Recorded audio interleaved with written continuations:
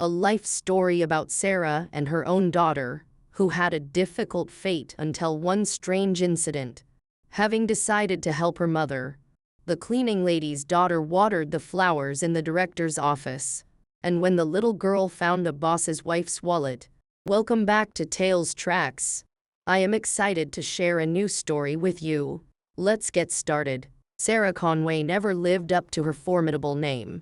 On the contrary, she was slender and long-haired, a middle-aged woman who had always been part of the so-called hound breed and never gained weight, no matter how hard she tried, and she did try. Her ex-husband loved curvier women and often reproached her for her thinness. Sarah was, however, a smart, beautiful, and very impressive woman, with gypsy hair the color of a raven's wing. This, combined with her green eyes, made her look like a mythical enchantress come to life, driving men wild.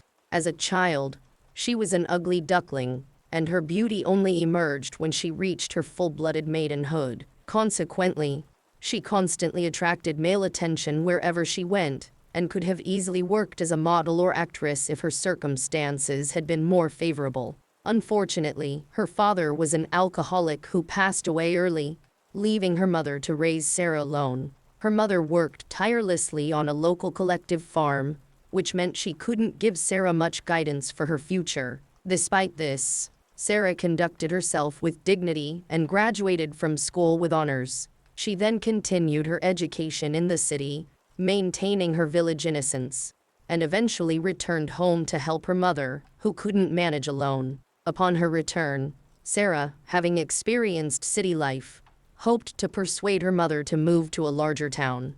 Unexpectedly, she rekindled a romance with her old school love, Greg, who had become a promising local tractor driver. Greg wooed her with a series of romantic gestures, and Sarah's heart raced with a new, unfamiliar rhythm. When she became pregnant, they quickly married, but her joy was short-lived.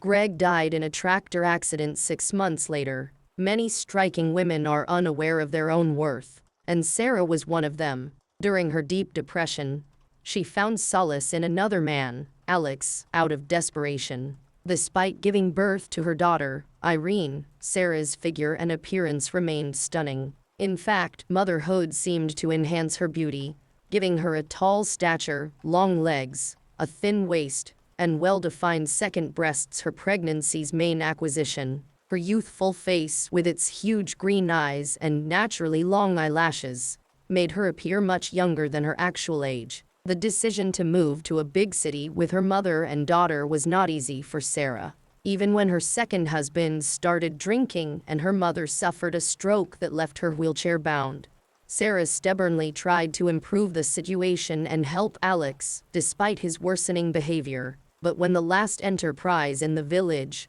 a remnant from the Soviet Union that had miraculously survived the turbulent 90s, finally succumbed to modern market conditions, there was nothing left to hold on to. Sarah, who worked there as a veterinarian, suddenly realized she could no longer live with a perpetually drunk husband and in constant financial struggle. With her gentle nature, it was difficult for Sarah to muster the courage to make the tough decision to leave her husband. One night, as she stared into the flickering embers of the stove, she suddenly understood that if she didn't change her life immediately, she would be failing not only herself, but also her daughter, Irene, and her mother. Her mother, worn out from watching her daughter's hard work, had given up on herself entirely and no longer tried to rehabilitate her immobile legs, resigned to her fate to avoid being a burden. Fortunately, Irene had already grasped much of the situation. She approached her mother, who was sitting in the dim light, and hugged her from behind. "Are you tired, Mom?" she asked with concern. Sarah's thoughtful gaze warmed. "A little," she replied, looking over her daughter, a complete replica of herself who had just entered her teenage years, still in a stage of awkwardness and fragility. It was evident that Irene had inherited the best genes from her mother, not her dissolute father. The main difference was her gray eyes, like Greg's. Otherwise, even her hair curled in the same gypsy style. Although there was no known gypsy heritage in the Conway family. "If anything happens, Mom, I'm with you," Irene seemed to read her mother's thoughts. "I'll support you in everything and always help." "I know, darling." Sarah's eyes sparkled. Despite her young age, Irene excelled in school and helped around the house like an adult. "Listen, maybe we should move to the city." Sarah broke the crackling silence of the stove. "I'm all for it, Mom. What is this village to us? There are no prospects here." "It's decided." To Sarah's surprise, after that pivotal conversation with her daughter, the move happened much more smoothly than she had anticipated. A childhood friend, who had moved to the city long ago, had just moved in with a man and vacated her old house on the outskirts, a dilapidated one-story wooden house. The three women settled there under the condition that they would only pay the utility bills for 3 months before gradually starting to buy out the building. Moreover, Sarah's mother agreed to the move surprisingly easily, even though the conditions were far from ideal. The house on the outskirts was truly Spartan, with minimal furniture and no amenities outside. Sarah managed to find work, though not immediately. After reviewing job openings and realizing that a rural veterinarian specializing in cattle wasn't in demand in urban settings, she decided that becoming a cleaner would be a suitable start. Interestingly, unskilled technical workers in the city earned more than a qualified specialist in the countryside, which gave her another reason to make the move. She chose to apply at a large company selling computer equipment and components called Materialization of Ideas, where cleaners were paid the most compared to other offers. However, getting into this office wasn't easy. The head of the HR department, Ina Vargas, a plump woman of post-Balzac age with a massive chin and small eyes, immediately took a dislike to the provincial newcomer and subjected her to a rigorous test of professional suitability. Ina bombarded Sarah with tricky questions about her past and present, and prolonged the uncertainty for almost a week, making her return to the office several times to verify various details. The ordeal might have continued indefinitely if not for a broad-shouldered man who happened to visit the HR department during one of Sarah's visits. This man turned out to be Simon Evans, the head of Materialization of Ideas. He entered from behind, so Sarah, dressed in a gray pantsuit, couldn't get a detailed look at her prospective employer. However, his powerful bass voice filled the room with authority. "Ina Michaels, good afternoon. May I ask, how soon will this woman begin her duties? Do you want our Aunt Victoria to die of old age with a mop in her hands? The elderly woman is practically begging me to let her retire, and you, forgive me, are dragging your feet." "Simon Evans, you understand, but Ina's eyes widened. "I know your routine," Evans interrupted, completing her sentence. "I know your song thoroughly." In the reflection of the glass doors of the filing cabinet, Sarah caught the serious look Evans gave the HR officer before he silently left the office. That look put an end to her trips to the HR department, and the very next day, the happy provincial woman was introduced to her small technical room and simple cleaning inventory. Sarah didn't hold a grudge against Ina. She understood perfectly well that, in her position, overseeing a company where several hundred people worked, vigilance was necessary. From the constant professional strain, she could behave in exactly the same way. Sarah, however, was a decent and bright person, so it was hard to imagine her becoming bitter and torturing people during interviews. This is why she tried not to judge people unnecessarily until she understood the full context of their lives. Even when she uncovered some unflattering truths about someone, the desire to gossip rarely surfaced in the former veterinarian's mind. In the village, where even minor events were discussed within families for weeks, Sarah had no close friends because she didn't fit into any of the gossiping circles. She loved animals for their inability to engage in such backbiting discussions about income or relationships. 3 years had passed since Sarah started her job, and during these months,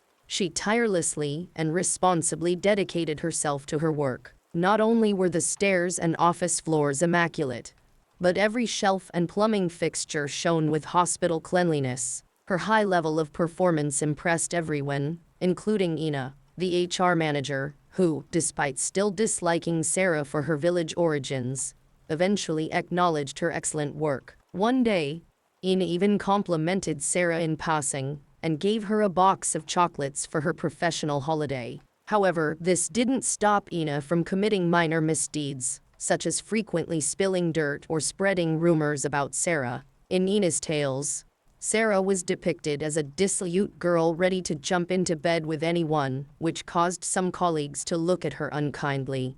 Despite the HR manager's behavior, Sarah was genuinely happy to contribute to such an important and respected company. She often stayed late, working an extra hour or two to ensure that the young specialists, administrative staff, and technicians had the most favorable working conditions. After the previous cleaning lady was fired, Sarah had to clean the spacious office of the director, Simon Evans. This task allowed her to learn more about her director's life, albeit inadvertently. From the photographs on his desk, she discovered that Evans had a son named Nicholas and a fiancée, a well-known fitness model in the city named Lucy Roberts. However, photos only told part of the story. Through bits of conversation and fragments of information, Sarah gradually realized that Nicholas was Simon Evans's adopted son, whom Evans was forced to take into the family because his common-law wife could not commit to motherhood and did not want to spoil her figure. Lucy was a fit blonde with blue eyes, full lips, and a thin nose, her face bearing traces of skillful plastic surgery. She openly lived for herself, squandering her civil partner's money extravagantly. She dressed in exclusive designer clothes, frequently dined in high-end restaurants, hired the most popular and highly paid personal trainer in the city, and recklessly drove a luxury Jeep, often pulling into the office parking lot with loud music, dangerously close to other vehicles. Sarah was always perplexed by her director's choice. He could have chosen someone docile, proper, and gentle, but somehow he tolerated the antics of his current partner, who often caused loud scenes in the director's private office and even broke things. Sarah knew about these loud quarrels because her boss had already invited her several times to the secret room to clean up the mess. Simon Evans himself was a man without complexes. A tall, stately middle-aged former boxer with a permanent short haircut. At some point, he had entered a technical college on a bet and then mastered programming at an institute. A talented graduate who truly gnawed at the granite of science to understand all the technical nuances of computer technology. He quickly rode the wave of technical progress. He founded his own company which produced equipment, released software, and maintained and repaired complex office equipment. The company had grown and opened branches in neighboring cities. Its top achievements included maintaining personal supercomputers at one of the country's most prestigious institutes. Although Sarah herself didn't understand technology, she couldn't help but appreciate the high level at which materialization of ideas operated. One late evening in August, Sarah made the long journey home by public transport, ready to face familiar problems. The street where the Conway family settled had become the place where the city's wealthy residents lived. It was convenient close to the city, yet surrounded by nature. Consequently, the old houses of low-income families were gradually bought up by the rich, demolished, and replaced with mansions. By the time Sarah and her single-parent family moved in, the fat cats had already taken over most of the street, erecting or living in grand homes, fenced off from the rest of the world by high brick walls. So when Sarah, her daughter, and her mother moved into the old, rickety building, the entire neighborhood, hoping that the house would finally be empty and ready for demolition, declared almost a war on the outsiders. Many neighbors sincerely believed that the new family, not yet sufficiently established in the city, could simply be driven out, and the old building could be removed to improve the street's appearance. Ever since Sarah's friend lived in the house, garbage containers had been placed near it by common agreement, and neighbors often accidentally threw bags of garbage onto their poorly fenced area, emphasizing their disdain for the poor and undesirable newcomers. Opening the creaking gate, Sarah saw Irene once again collecting the scattered trash from the bushes and grass behind their fence. Again,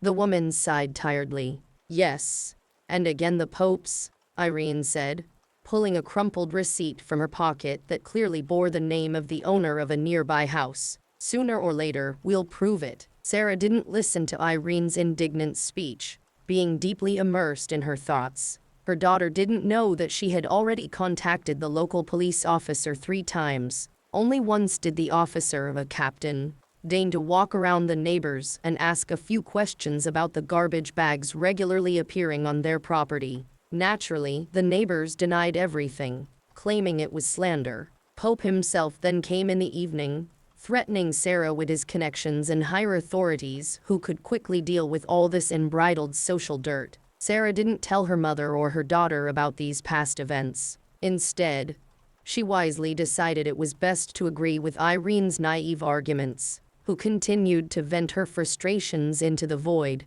to preserve her child's faith in justice. Sooner or later, we'll prove it. Sarah tried to smile at her daughter, but for now, I need to rest. By the way, where is Grandma?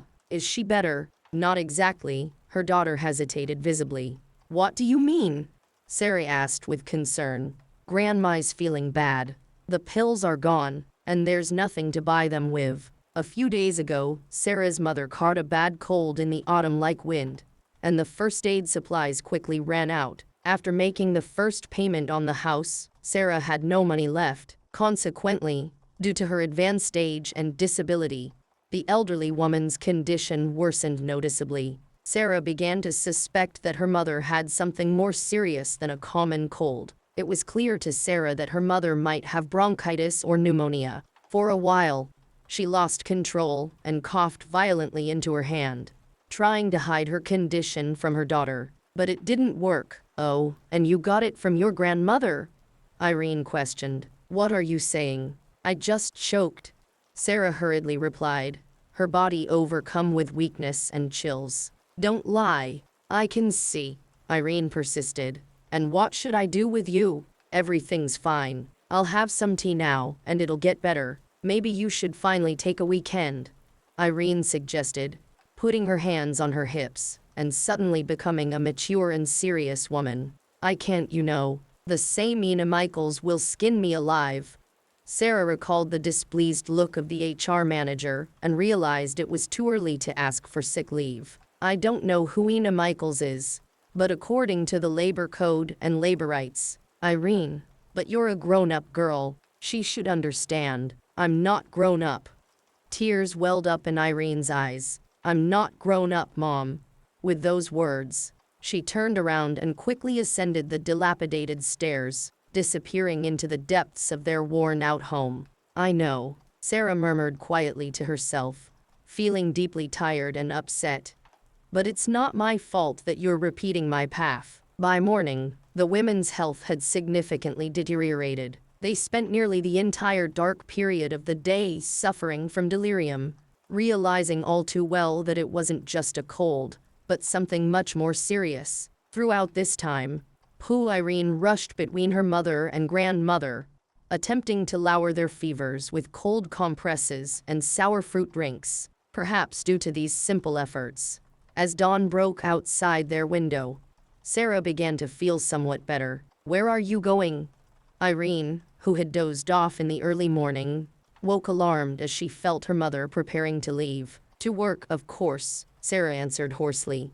I'm coming with you. No, you need to study. But Mom, today's your day off. You're working on Saturday. I'd rather accompany you than worry that you'll collapse somewhere along the way. And who will look after Grandma? I don't need looking after, came Olive's muffled voice from the dark corner where her wheelchair and worn-out bed were. I can manage lying on my side. It would also ease my mind if Irene looked after me for once. But Irene began to argue. No bits, Sarah, her mother cut in firmly. Don't drain my strength with your negativity and pointless arguments. And stop pretending otherwise. Moving to the city was the right decision. It was overdue, but it's also a fact that you need allies and helpers to settle in. Irene is mature beyond her years. It's time to trust your own daughter. Fine, Sarah relented, feeling the strain on her vocal cords and the fiery pain in her lungs making her reluctant to continue arguing. They arrived at the office just in time. Sarah leaned on Irene several times on the crowded public transport where seats were scarce and no one offered theirs, just to maintain balance in the cramped space. Thankfully, they left that behind and arrived at the multi-story building of the central office. Gleaming with glass and chrome in the morning sunlight, they passed through security without incident, a routine occurrence as employees often brought their children to work. "It's a nice place," Irene observed, looking around the office space carefully. "You have your own desk, a cupboard. It's bright and warm." "Yes, and I'm more or less content with my job. That's why I'm holding on." "Say, would you mind if I helped out by cleaning the stairs?" "Of course I would mind. Ina Michaels would surely accuse me of child labor exploitation," Sarah replied, explaining to her daughter who Ina Michaels was and the influence she held in the institution. "What a pest she must be." "Well then, how about I dust and water the plants?" "No one could fault that," Irene suggested. Sarah knew she wouldn't be able to handle her full workload that day, so a compromise formed in her mind. "Let's do this. You go to Simon Evans's office. No one's there today. Take your time and carefully dust the desks and shelves. You won't need to fetch water. There's a small restroom next to his office with a bucket." "I got it," Irene interrupted eagerly. "Let's go. I'll walk you there." Sarah knew Evans was away on a business trip to the company's branches, and Ina Michaels would never dare enter his office in his absence. It also worked in their favor that as they ascended to the top floor, his common-law wife slammed shut the door of the empty office, and clearly irritated, pressed the elevator button with disdain as she glanced at the approaching mother and daughter. Irene involuntarily noted, watching Lucy disappear behind the elevator doors, beautiful, but clearly a dangerous person. "And when did you grow up so much to figure that out?"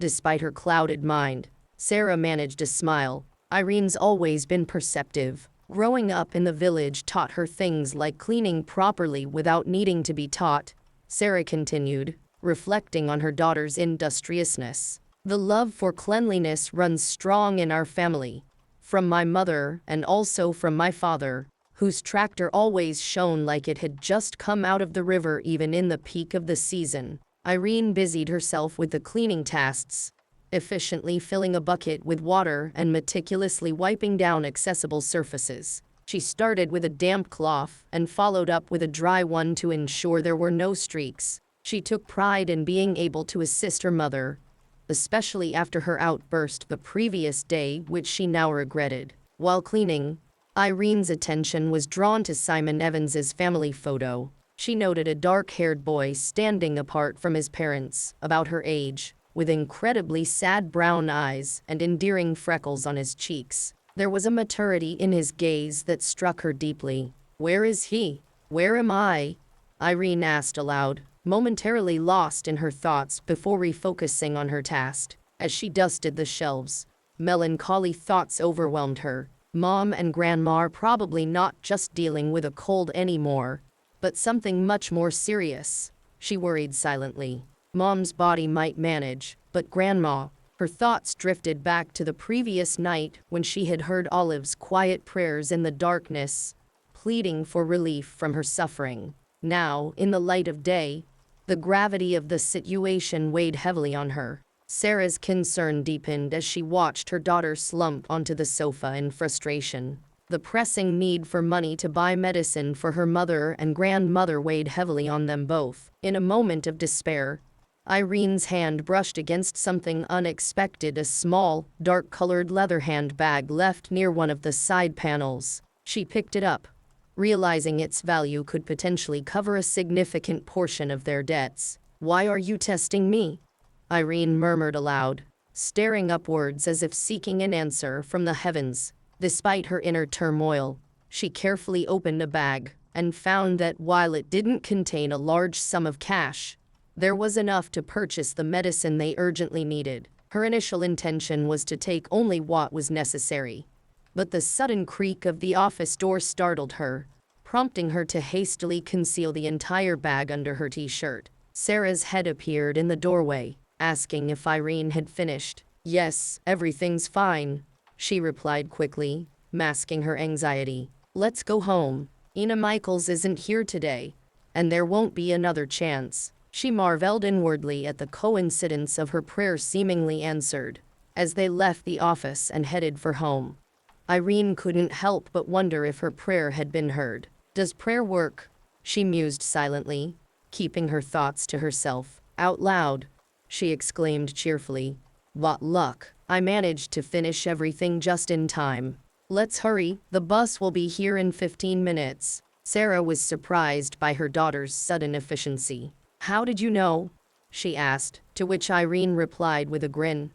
"I remembered the schedule when I got off the bus earlier." "You know my memory." Relieved, they closed the office door behind them and set off for home, hopeful that they had dodged a crisis for now. Meanwhile, Simon Evans returned from his business trip to face an enraged Lucy, who confronted him with footage from the office CCTV, showing Irene hiding the handbag under her shirt. "Who the hell was snooping around in your office, Simon?" Lucy yelled, her anger palpable as she pointed at the screen. That this conversation would not lead to anything good. "Is there a first aid kit at home?" The doctor's voice sounded more businesslike. "There's something left," Irene replied, her voice trembling with anxiety. "Okay, keep her warm and wait for us. We'll be there soon." With that, the call ended abruptly. Irene felt a wave of helplessness wash over her. The pills at home were running out, and her grandmother's condition was worsening. She glanced at her mother, who lay in bed, feverish and restless. The evening had descended into a haze of worry and uncertainty. Meanwhile, at Simon Evans's home, tensions simmered. Lucy, still visibly agitated, paced the room while Simon sat with a laptop, reviewing the CCTV footage. Nicholas, sensing the tension, kept his focus on his phone, trying to distract himself from the adults' heated discussion. Simon closed the laptop with a sigh. "I'm almost certain whose daughter she is," he muttered, more to himself than to Lucy. "I'll need to confirm a few things." Lucy paused, her expression softening slightly. And then, Simon replied calmly, "I'll pay a visit and have a talk with her, educate rather than punish immediately." "There might be more to this than meets the eye," Lucy scoffed lightly. "You're such an idealist, Simon." "Yes," he nodded, meeting her gaze steadily. "But that's where I stand." Back in their modest home, Sarah's condition continued to deteriorate, while Irene grappled with the weight of responsibility. The night stretched on, fraught with worry and the urgent need for medical assistance. She moved slowly, trying to steady herself, and opened a door to face Simon Evans, standing there with a stern expression. "Good evening, Sarah," he greeted her calmly, though his eyes held a mixture of concern and something unreadable. "May I come in?" Sarah nodded weakly, stepping aside to let him enter. Simon Evans glanced around the small, dimly lit room, taking in the worn furniture and the tense atmosphere. "I need to talk to you," he began, his voice serious. "About today, about what happened in my office." Sarah's heart sank further. She knew this conversation was inevitable, yet she also feared its implications. She glanced briefly at Irene, who stood nervously by her side, before turning back to Simon Evans with resignation. "I'm sorry," she murmured, her voice hoarse with illness and exhaustion. "Irene, she did something wrong." "I understand." Simon Evans's expression softened slightly. "Yes, she did," he agreed, his tone firm but not unkind. "But she also did something very brave and selfless." He paused, as if collecting his thoughts. "She found something in my office. Something valuable. She could have kept it, or hidden it.